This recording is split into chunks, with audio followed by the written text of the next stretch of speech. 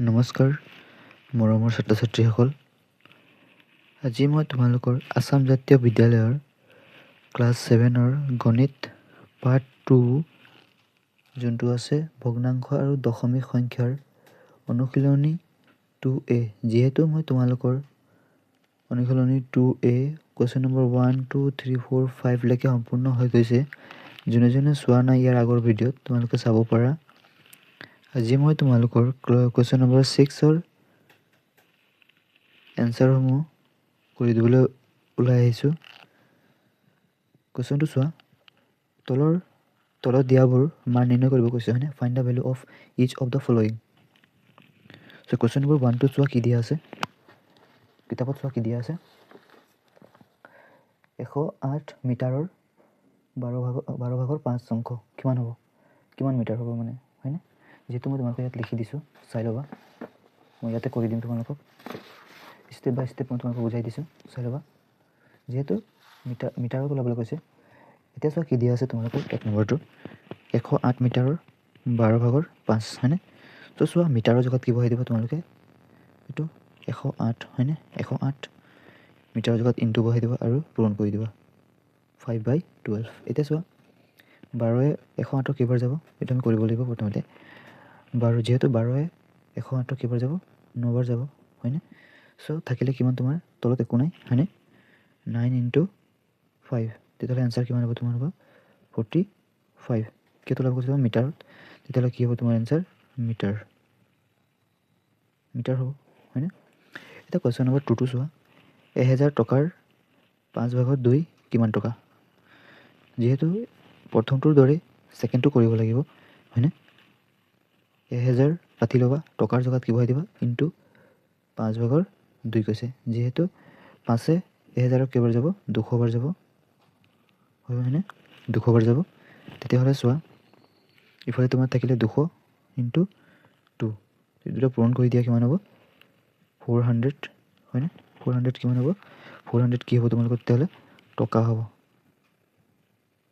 যিহেতু এইটো টকা ওলাবলৈ কৈছে, টকা হ'ব, হয়নে? এতিয়া চোৱা কুৱেশ্যন নম্বৰ চোৱা 3, কুৱেশ্যন নম্বৰ 6ৰ 3 নম্বৰ কুৱেশ্যনটো চোৱা। 350 কিলোগ্ৰামৰ 7/5 অংশ কিমান গ্ৰাম কৈছে, কিমান কিলোগ্ৰাম হ'ব। তেতিয়াহ'লে চোৱা আগৰ দৰে একৈ 350 ইনটু, হয়নে, কিমান হ'ব 7/5। যিহেতু হাতে এয়া গৈ আছে, হয়নে, কিমান বাৰ যাব 7 5 গুণ 35 মানে 50 বাৰ গৈ আছে। তেতিয়াহ'লে তলত থাকিলে একো নাই, হয়নে? 50 × 5, দুইটা পূৰণ কৰি দিয়া কিমান হ'ব 5 5 গুণ 25 মানে কিমান হ'ব 250 কি হ'ব কিলোগ্ৰাম। শ্বৰ্টকাটত লিখি দিবা কিলোগ্ৰাম, হয়নে? কিমান কিলোগ্ৰাম, 250 কিলোগ্ৰাম। এতিয়া 4 নম্বৰটো চোৱা। 4 নম্বৰটো তোমালোকক দিয়া আছে 56 লিটাৰৰ 8/3 কিমান অংশ, কিমান লিটাৰ কৈছে মানে 56 কৈছে। যিহেতু লিটাৰৰ জেগাত বহাই দিবা ইনটু 83, হয়নে? চ' 8 গৈ আছে, হয়নে? 8 7 গুণ 56 হয়, 7বাৰ গৈ আছে, 8 7 গুণ 56 থাকিলে কিমান 7 × 3, হয়নে? কি হ'ব তেতিয়াহ'লে তোমালোকৰ এনচাৰটো 21 কি হ'ব 21 লিটাৰ। 7 3 গুণ 21 হয়, কি হ'ব তেতিয়াহ'লে এনচাৰ তোমালোকৰ 4 নম্বৰটো কি হ'ব 21 লিটাৰ হ'ব, হয়নে? যিহেতু 5 নম্বৰটো চোৱা, 6 নম্বৰৰ 5টো চোৱা। যিহেতু কুৱেশ্যন নম্বৰ 6ৰ 4 নম্বৰটো চোৱা কি আছিলে 56 লিটাৰৰ 8/3 অংশ কিমান কৈছিলোঁ মই 21 লিটাৰ, হয়নে? 21 লিটাৰ ওলাইছিলে। এতিয়া আমি 5 নম্বৰটো কৰোঁ। 5 নম্বৰটো চোৱা তোমালোকৰ এসপ্তাহৰ 7/4 অংশ কিমান দিন, মানে আমি দিনটো উলিয়াব লাগিব, হয়নে? চ' প্ৰথমতে চোৱা এসপ্তাহত কিমান দিন 7 দিন ইনটু 7/4, হয়নে? হাতে হাতে কেঞ্চেল যাব, যিহেতু থাকিব কিমান 4 মানে 4 দিন, কিমান হ'ব তোমাৰ 4 দিন হ'ব, হয়নে? 5 নম্বৰ এনচাৰটো কিমান দিন হ'ব 4 দিন। যিহেতু 6 নম্বৰ সম্পূৰ্ণ হৈছে। এতিয়া তোমালোকৰ কুৱেশ্যন নম্বৰ 7টো চোৱা। 7টো কৈছে এখন বৰ্গাকাৰ পথাৰৰ এটা বাহুৰ দিগ 18 অংশ 5/4 মিটাৰ। পথাৰখনৰ কালি নিৰ্ণয় কৰা। যিহেতু বাহুৰ দিশ দিয়া আছে কিমান 18 অংশ 5/4 হয়নে চ' প্ৰথমতে লিখি লোৱা দিয়া আছে বুলি দিয়া আছে কি বৰ্গ আকাৰ প্ৰথমতে লিখা বৰ্গ আকাৰ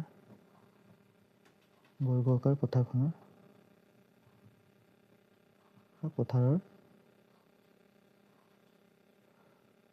এটা দিশ বাহুৰ দিশ হয়নে বাহুৰ দিশ কিমান হ'ব 18 অংশ 5/4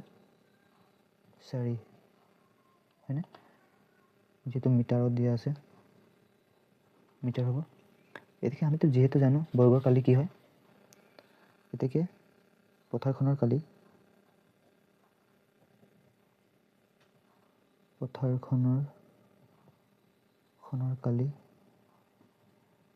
যেহেতু পথাৰখন কৈছে বৰ্গাকাৰ সেইবাবে কি হ'ব এনসাৰটো সূত্ৰটো কি হ'ব ইয়াৰ বাহু পূৰণ বাহু হ'ব হয়নে বাহু পূৰণ বাহু হ'ব যেহেতু বাহুৰ দিশ কিমান দিয়া আছে 18 5/4 ইনটু কি হ'ব 18 5/4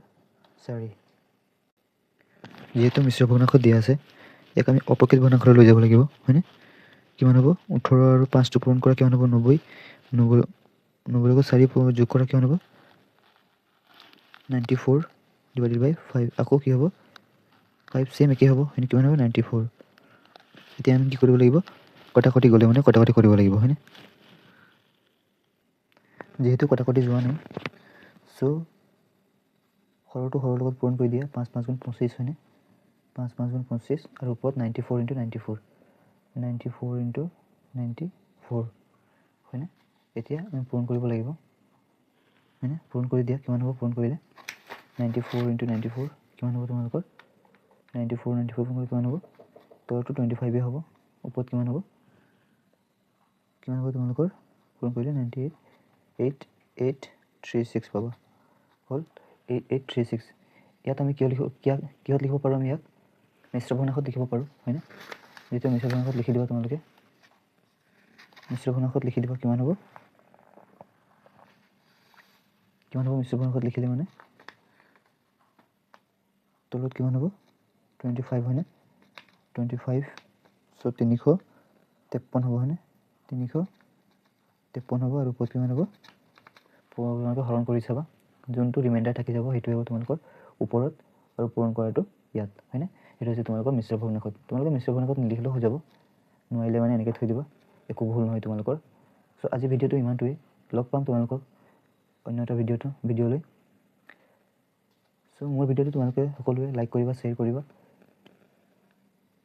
থেংক ইউ ফৰ ৱাচিং মাই ভিডিঅ' ধন্যবাদ সকলোকে